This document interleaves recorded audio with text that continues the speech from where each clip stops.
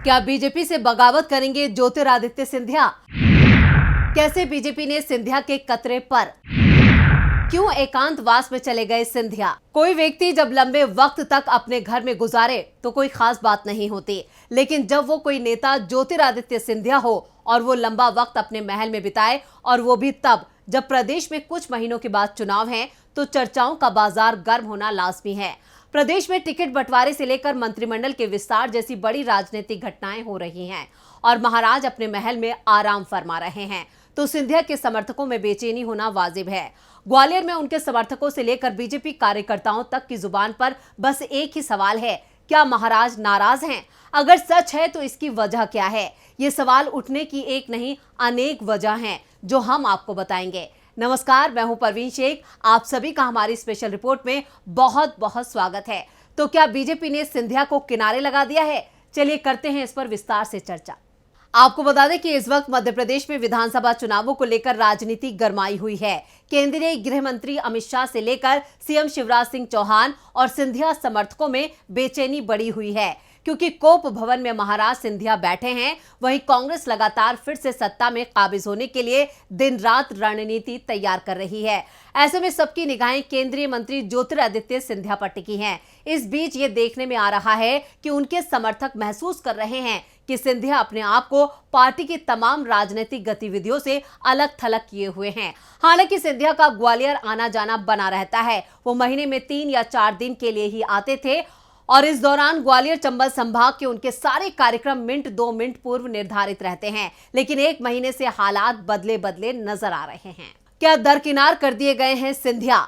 अभी हाल ही में ऐसा पहली बार देखने को मिला कि केंद्रीय मंत्री ज्योतिरादित्य सिंधिया 1 हफ्ते के लिए ग्वालियर में रुके और इस दौरान वो फौरन तय किए गए कार्यक्रम में भाग लेते रहे। राजनीतिक विश्लेषकों का मानना है कि ये सिंधिया और उनके समर्थक बीते कुछ महीनों से महसूस कर रहे हैं कि पार्टी में उनकी वैसी हैसियत नहीं बन पा रही है जैसी कांग्रेस में हुआ करती थी। जब से केंद्रीय मंत्री ज्योतिरादित्य सिंधिया बीजेपी में शामिल हुए हैं, तब से आमतौर पर यह देखा जा रहा है कि भोपाल में अगर पार्टी या सत्ता का कोई बड़ा नेता आता है तो उन बैठकों में सिंधिया मुख्य तौर पर मौजूद रहते थे, लेकिन इस बार ऐसा नहीं हो रहा है। अमित शाह के कार्यक्रम में नहीं पहुंचे सिंधिया।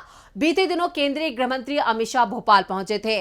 उन्होंने शिवराज सरकार का रिपोर्ट कार्ड जारी किया था। उस भव्य समारोह में मध्य प्रदेश के सभी बड़े नेता मौजूद थे, लेकिन उस समय ज्योतिरादित्य सिंधिया कार्यक्रम में नहीं बल्कि अपने जयविलास पैलेस में थे। इसके अलावा ग्वालियर में भारतीय जनता पार्टी के प्रदेश कार्य समिति की बैठक हुई थी, लेकिन उसमें भी सिंधिया सिर्फ एक सामान्य कार्यकर्ता की तरह रहे और बैठक के आयोजन की पूरी कमान केंद्रीय कृषि मंत्री नरेंद्र सिंह तोमर और उनके बेटे के हाथ में रही। खबरों की माने तो जब अमित शाह ने एक निजी होटल में ग्वालियर चंबल संभाग के पार्टी के जिला अध्यक्ष और प्रमुख नेताओं से बातचीत की, तो वहां पर सिंधिया मौजूद तो रहे, लेकिन उनकी कोई प्रभावी और सक्रिय भूमिका नजर नहीं आई। ऐसी कई घटनाएं हैं जिन्होंने सिंधिया समर्थकों को परेशान और बेचैन कर रखा है। इसके अलावा अभी हाल ही में केंद्रीय मंत्री नरेंद्र सिंह तोमर ग्वालियर आए हुए थे, जहां उन्होंने संभागीय बैठक आयोजित की, जिसमें केंद्रीय मंत्री ज्योतिरादित्य सिंधिया शामिल नहीं हुए, बल्कि इलाके में ही अपने समर्थकों के कार्यक्रमों में शिरकत करते रहे थे। माना जाता है कि इस बेचैनी की शुरुआत तब हुई जब मध्य प्रदेश में चुनाव प्रबंधन की कमान ग्वालियर चंबल संभाग के ही बीजेपी के प्रभावी नेता और मुरैना से सांसद और केंद्रीय कृषि मंत्री नरेंद्र सिंह तोमर के हाथों में सौंप दी गई। इसके बाद पूरे अंचल की बीजेपी की गतिविधियां बदल गई हैं। 2018 में सिंधिया के हाथों में थी चुनाव प्रचार की कमान। साल 2018 के विधानसभा चुनाव में ज्योतिरादित्य सिंधिया कांग्रेस में थे और पूरे चुनाव प्रचार अभियान की कमान ज्योतिरादित्य सिंधिया के हाथ में थी, लेकिन बीजेपी में आने के बाद उनका ये रसूख बरकरार नहीं रह पाया है। जब बीजेपी ने अपने 39 प्रत्याशियों की पहली सूची जारी की, इस सूची में 2 बड़ी घटनाएं घटित हुई। पहली घटना, ऐदेल सिंह कसाना को टिकट दिया गया। कसाना कांग्रेस में रहते हुए सिंधिया के समर्थन में नहीं थे।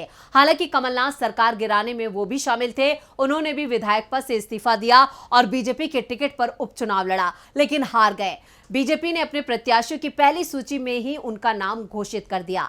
सिंधिया समर्थक रणवीर जाटव का काटा टिकट।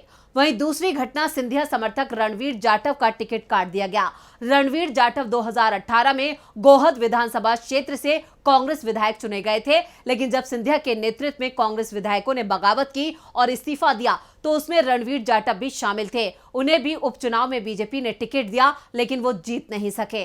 अब जब बीजेपी ने अपनी पहली सूची जारी की है तो उसमें रणवीर जाटव का टिकट काट दिया गया है। उनकी जगह पार्टी के वरिष्ठ नेता लाल सिंह को टिकट दिया है। अब उपचुनाव हार चुके सिंधिया समर्थकों में तो बेचैनी है ही, लेकिन जो अभी विधायक हैं वो भी चिंता में डूबे हुए हैं कि कहीं उनका भी टिकट तो नहीं कटने वाला है। यही वजह है कि अब केंद्रीय मंत्री ज्योतिरादित्य सिंधिया लगातार ग्वालियर, चंबल, अंचल में सक्रिय हैं। ऐसा पहली बार देखने को मिल रहा है कि सिंधिया एक महीने में करीब 20 दिन ग्वालियर में बिता रहे हैं। इसके साथ ही छोटे से छोटे कार्यक्रमों में वो हिस्सा ले रहे हैं। वहीं समाज के हर वर्ग से मुलाकात कर रहे हैं।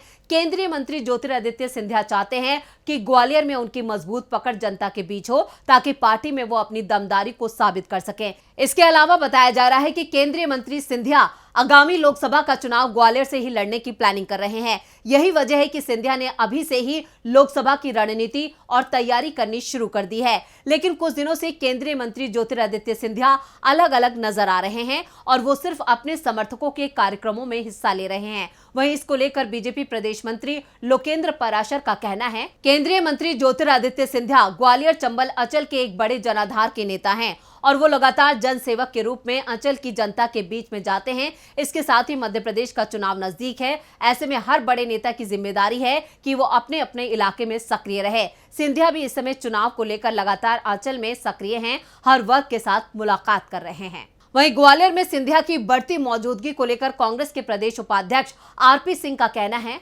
भारतीय जनता पार्टी और सिंधिया के साथ जो डील हुई थी वो अब समाप्त हो गई है। अब बीजेपी ने दिखा दिया है कि पार्टी जिस हिसाब से कार्य करती है उसी हिसाब से सिंधिया को भी काम करना पड़ेगा।